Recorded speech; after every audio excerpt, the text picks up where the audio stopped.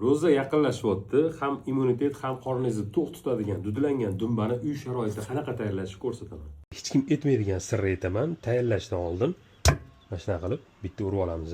Dumbamizni tozalab olgandan keyin uni shunaqa kesishimiz kerakki, to'g'rayotganda chiroyli chiqishi uchun bir xilda tekis qilib kesib olamiz. Bunaqa bo'laklarga bo'lishimizning sababi dudlab bo'lganimizdan keyin ham buni to'g'rasak chiroyli bo'lib, appetitli bo'lib chiqadi. Qozonimizga sovuq suv solib, to'g'rab olgan dumbalarimizni solamiz. 3-4 ta lavr bargi, maydalanmagan murch va ozroq tuz solib, bitta qaynab chiqib olgandan keyin olovni pastlatib olamiz va 40 daqiqa qaynatamiz.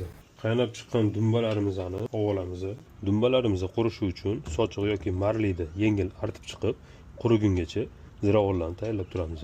Ziravorlarimizdan tuz, ta'bga ko'ra, paprika, achchig'i yoki shirinidan ishlatsangiz bo'ladi. Zira bu maxsus mix pripravani qo'shamiz.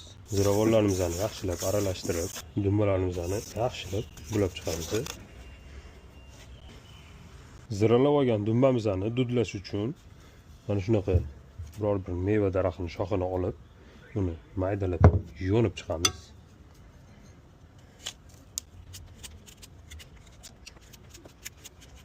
Maydalab olgan mevamizni shoxini montxostonga solib, montxostonimizni bitta listiga dumbalarimizni terib chiqamiz. Olovni pasaytirib 10 daqiqa dudlab olamiz.